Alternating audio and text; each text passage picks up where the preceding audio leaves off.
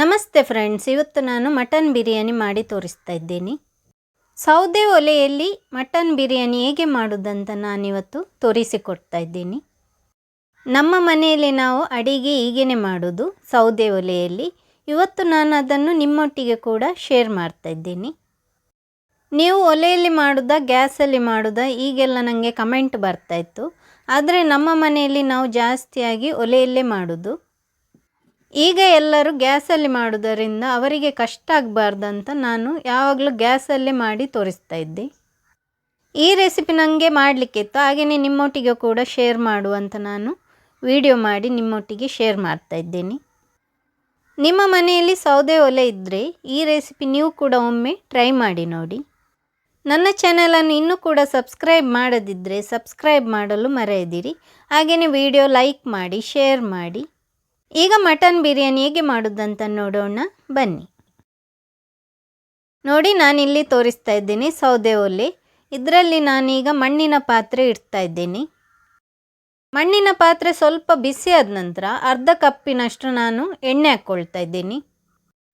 ಈರುಳ್ಳಿ 2 ತಗೊಂಡಿದ್ದೀನಿ. ಈರುಳ್ಳಿ ದೊಡ್ಡದು 2 ಈರುಳ್ಳಿ ಹಾಕ್ಕೊಳ್ಬೇಕು. ಈರುಳ್ಳಿ ಸಣ್ಣದಾಗಿದ್ದರೆ 3 ಹಾಕ್ಕೊಳ್ಳಿ. ಬಿರಿಯಾನಿಗೆ ಈರುಳ್ಳಿ ಜಾಸ್ತಿ ಹಾಕ್ಕೊಂಡ್ರೇ ತುಂಬ ರುಚಿಯಾಗಿರುತ್ತೆ. ನಾನೇ ಎಣ್ಣೆ ಹಾಕ್ಕೊಳ್ಳುವಾಗ ತೆಂಗಿನ ಎಣ್ಣೆ ಹಾಕ್ಕೊಂಡಿದ್ದೀನಿ. ನಿಮಗೆ ತೆಂಗಿನ ಎಣ್ಣೆ ಬೇಡದಿದ್ದರೆ ಬೇರೆ ಎಣ್ಣೆ ಕೂಡ ಹಾಕ್ಕೊಳ್ಬೋದು.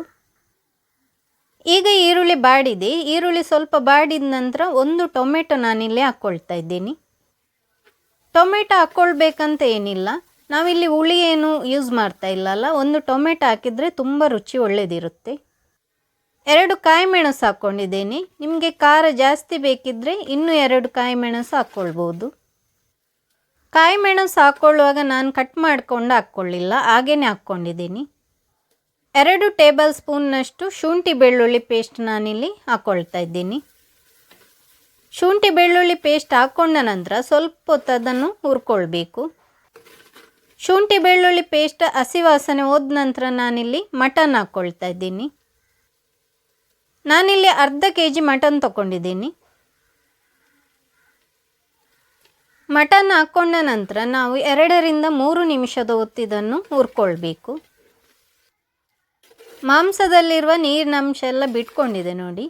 ಇನ್ನು ಇದಕ್ಕೆ ರುಬ್ಬಿಟ್ಟ ನಾನು ಕೊತ್ತಂಬರಿ ಸೊಪ್ಪು ಮತ್ತು ಪುದೀನ ಸೊಪ್ಪು ಪೇಸ್ಟ್ ಹಾಕ್ಕೊಳ್ತಾ ಇದ್ದೀನಿ. ಸ್ವಲ್ಪ ಕೊತ್ತಂಬರಿ ಸೊಪ್ಪು ಮತ್ತು ಸ್ವಲ್ಪ ಪುದೀನ ಸೊಪ್ಪು ಇದನ್ನು ನುಣ್ಣಗೆ ರುಬ್ಕೊಳ್ಬೇಕು. ಈ ಪೇಸ್ಟ್ ಹಾಕಿದ ನಂತರ ನಾನಿಲ್ಲಿ ಸ್ವಲ್ಪ 1-2 ನಿಮಿಷದ ಹೊತ್ತಿದನ್ನು ಮಿಕ್ಸ್ ಮಾಡ್ಕೊಂಡಿದ್ದೀನಿ. ಅರಶಿನ ಹುಡಿ ಅರ್ಧ ಟೀ ಸ್ಪೂನ್ನಷ್ಟು, ಮೆಣಸಿನ ಹುಡಿ 1 ಟೇಬಲ್ ಸ್ಪೂನ್ನಷ್ಟು ಹಾಕ್ಕೊಂಡಿದ್ದೀನಿ. ನಿಮಗೆ ಖಾರ ಒಂದು ವೇಳೆ ಜಾಸ್ತಿ ಬೇಕಂತ ಇದ್ದರೆ ಜಾಸ್ತಿ ಹಾಕ್ಕೊಳ್ಬೋದು.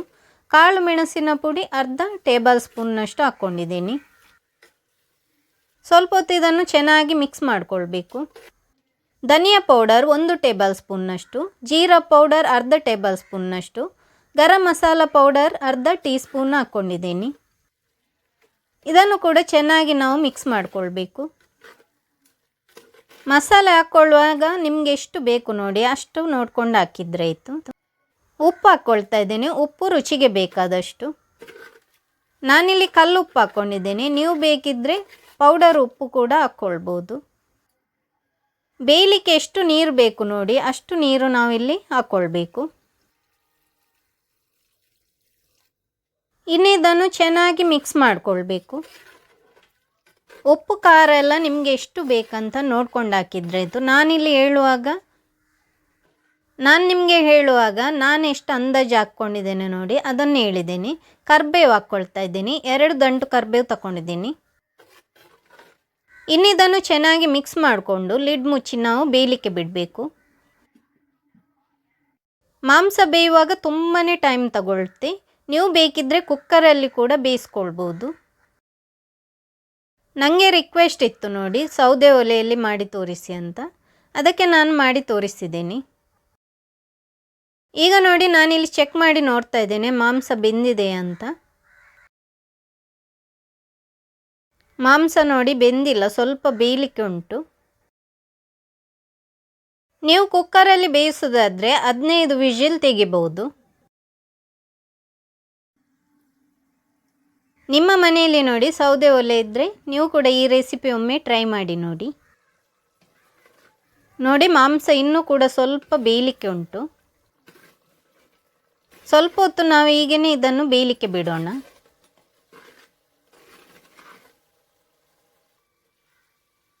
ಈಗ ನೋಡಿ ಮಾಂಸ ಬೆಂದಿದೆ. ಈಗ ನಾವು ಇದನ್ನು ಕೆಳಗೆ ಇಡಬೇಕು. ಇನ್ನೊಂದು ಮಣ್ಣಿನ ಪಾತ್ರೆ ಇಡ್ತಾ ಇದ್ದೀನಿ. ಇದರಲ್ಲಿ ನಾವು ಅನ್ನ ಬೇಯಿಸ್ಕೊಳ್ಬೇಕು. ಸ್ವಲ್ಪ ನಾನಿಲ್ಲಿ ತೆಂಗಿನ ಎಣ್ಣೆ ಹಾಕ್ಕೊಳ್ತಾ ಇದ್ದೀನಿ. ನಿಮಗೆ ಬೇರೆ ಎಣ್ಣೆ ಬೇಕಿದ್ದರೆ ಬೇರೆ ಎಣ್ಣೆ ಹಾಕ್ಕೊಳ್ಬೋದು. ಬಿರಿಯಾನಿ ಎಲೆ 1 ಹಾಕ್ಕೊಂಡಿದ್ದೀನಿ. ಚಕ್ಕೆ 4 ಹಾಕ್ಕೊಂಡಿದ್ದೀನಿ. ಸ್ಟಾರ್ ಹೂವು 2 ಹಾಕ್ಕೊಂಡಿದ್ದೀನಿ. ಏಲಕ್ಕಿ 4 ಹಾಕ್ಕೊಂಡಿದ್ದೀನಿ. ಲವಂಗ 4 ಇಲ್ಲದಿದ್ದರೆ 5 ಹಾಕ್ಕೊಳ್ಬೋದು. ಇದನ್ನು ಹಾಕಿದ ನಂತರ ಸ್ವಲ್ಪ ಹೊತ್ತು ನಾನಿಲ್ಲಿ ಹುರ್ಕೊಳ್ತಾ ಇದ್ದೀನಿ. ಅನ್ನ ಬೇಯಲಿಕ್ಕೆ ಎಷ್ಟು ನೀರು ಬೇಕು ನೋಡಿ ಅಷ್ಟು ನೀರು ನಾನಿಲ್ಲಿ ಹಾಕ್ಕೊಳ್ತಾ ಇದ್ದೀನಿ. ಇನ್ನು ಇದಕ್ಕೆ ಉಪ್ಪು ಹಾಕ್ಕೊಳ್ತಾ ಇದ್ದೀನಿ. ಉಪ್ಪು ಹಾಕ್ಕೊಳ್ಳುವಾಗ ಸ್ವಲ್ಪ ಜಾಸ್ತಿ ಹಾಕಿದ್ರೂ ಪರವಾಗಿಲ್ಲ. ನೀರು ಚೆನ್ನಾಗಿ ಬಿಸಿ ಆದ ನಂತರ ತೊಳೆದಿಟ್ಟ ಅಕ್ಕಿ ನಾನಿಲ್ಲಿ ಹಾಕ್ಕೊಳ್ತಾ ಇದ್ದೀನಿ. ನಾನಿಲ್ಲಿ 1 ಕಪ್ಪು ಬಾಸುಮತಿ ರೈಸ್ ತಗೊಂಡಿದ್ದೀನಿ. ಇನ್ನು ಇದನ್ನು ಚೆನ್ನಾಗಿ ಮಿಕ್ಸ್ ಮಾಡಿಕೊಂಡು ಬೇಯಲಿಕ್ಕೆ ಬಿಡಬೇಕು. ನಾವಿಲ್ಲಿ ಬೇಯಿಸುವಾಗ 75% ಮಾತ್ರ ಬೇಯಿಸ್ಕೊಳ್ಬೇಕು. ನಾನಿಲ್ಲಿ ಅಕ್ಕಿಯನ್ನು ಅರ್ಧ ಗಂಟೆ ಹೊತ್ತು ನೆನೆಸಿಟ್ಟಿದ್ದೆ. ನಿಮಗೆ ಒಂದು ವೇಳೆ ನೆನೆಸಿಡ್ಲಿಕ್ಕೆ ಆಗದಿದ್ದರೆ ಹಾಗೇ ಮಾಡ್ಕೊಳ್ಬೋದು. ಈಗ ಅನ್ನ ಬೇಯ್ತಾ ಉಂಟು.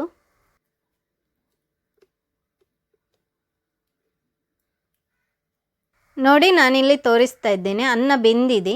ಅನ್ನ 75%ನಷ್ಟು ಬೆಂದಿದೆ. ನೋಡಿ ನಾನಿಲ್ಲಿ ತೋರಿಸ್ತಾ ಇದ್ದೇನೆ. 75% ಬೆಂದರೆ ಸಾಕು.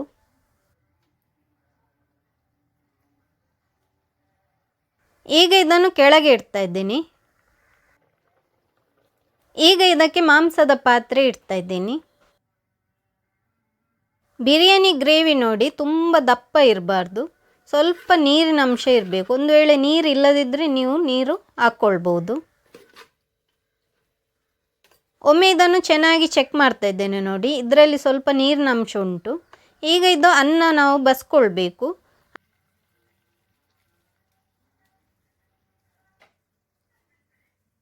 ಹೀಗೇನೆ ನೋಡಿ ಇದರ ನೀರೆಲ್ಲ ತೆಗೆದ ನಂತರ ನಾವು ಹೀಗೆ ಹಾಕ್ಕೊಳ್ಬೇಕು. ನೋಡಿ ತೋರಿಸ್ತಾ ಇದ್ದೇನಲ್ಲ, ಹೀಗೇನೆ ಇನ್ನೊಂದು ಸಲ ಹಾಕ್ಕೊಂಡು ಎಲ್ಲ ಕಡೆಗೆ ಅದನ್ನು ಹರಡ್ತಾ ಇದ್ದೇನೆ. ಕೊತ್ತಂಬರಿ ಸೊಪ್ಪು ಹಾಕ್ಕೊಳ್ತಾ ಇದ್ದೀನಿ ಸಣ್ಣಗೆ ಹೆಚ್ಕೊಂಡು. ಹಾಗೆಯೇ ಸ್ವಲ್ಪ ಪುದೀನ ಸೊಪ್ಪು ಅದನ್ನು ಕೂಡ ಸಣ್ಣಗೆ ಹೆಚ್ಕೊಂಡು ಹಾಕ್ಕೊಂಡಿದ್ದೀನಿ. ಕೇಸರಿ ಮತ್ತು ಹಾಲಿನಲ್ಲಿ ಕೇಸರಿ ನೆನೆಸಿಟ್ಟಿದ್ದೇನೆ, ಅದನ್ನು ಹಾಕ್ಕೊಳ್ತಾ ಇದ್ದೀನಿ. ಇದರ ಮೇಲೆ ಪುನಃ ನಾನು ಅನ್ನ ಹಾಕ್ಕೊಳ್ತಾ ಇದ್ದೀನಿ. ಉಳಿದಿರುವ ಅನ್ನ ಎಲ್ಲ ಇದರ ಮೇಲೆ ಹಾಕ್ಕೊಂಡ್ರೆ ಆಯಿತು. ಈ ರೆಸಿಪಿ ನಿಮಗೆ ಇಷ್ಟ ಆಗಿದ್ದರೆ ಲೈಕ್ ಮಾಡಿ, ಹಾಗೆಯೇ ಶೇರ್ ಮಾಡಿ. ಈಗ ಕೊತ್ತಂಬರಿ ಸೊಪ್ಪು ಹಾಕ್ಕೊಳ್ತಾ ಇದ್ದೀನಿ. ಹಾಗೆಯೇ ಸ್ವಲ್ಪ ಪುದೀನ ಸೊಪ್ಪು ಹಾಕ್ಕೊಂಡ್ರೆ ಆಯಿತು. ಕೊನೆಗೆ ನಾನಿಲ್ಲಿ ಕೇಸರಿ ಹಾಲನ್ನು ಹಾಕ್ಕೊಳ್ತಾ ಇದ್ದೀನಿ. ಹಾಲಿಗೆ ಸ್ವಲ್ಪ ಕೇಸರಿ ಹಾಕಿಟ್ರೆ ಅದು ಒಳ್ಳೆ ಕಲರ್ ಬಿಡುತ್ತೆ. ಇನ್ನು ಲಿಡ್ ಮುಚ್ಚಿ ಇದನ್ನು 1/4 ಗಂಟೆ ಹೊತ್ತು ನಾವು ಬೇಯಿಸ್ಕೊಳ್ಬೇಕು.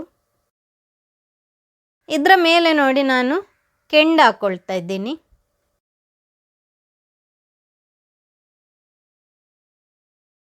ನೀವು ಗ್ಯಾಸಿನಲ್ಲಿ ಬೇಯಿಸೋದಾದರೆ 5 ನಿಮಿಷ ಹೈ ಫ್ಲೇಮಲ್ಲಿ, ಇನ್ನು 5 ನಿಮಿಷ ಮೀಡಿಯಮ್ ಫ್ಲೇಮಲ್ಲಿ, ಮತ್ತೆ 5 ನಿಮಿಷ ಲೋ ಫ್ಲೇಮಲ್ಲಿ ಬೇಯಿಸ್ಕೊಳ್ಬೇಕು.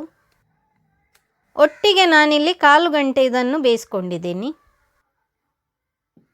ಈಗ ನೋಡಿ ಲಿಡ್ ಓಪನ್ ಮಾಡಿ ತೋರಿಸ್ತಾ ಇದ್ದೇನೆ ನಾನು.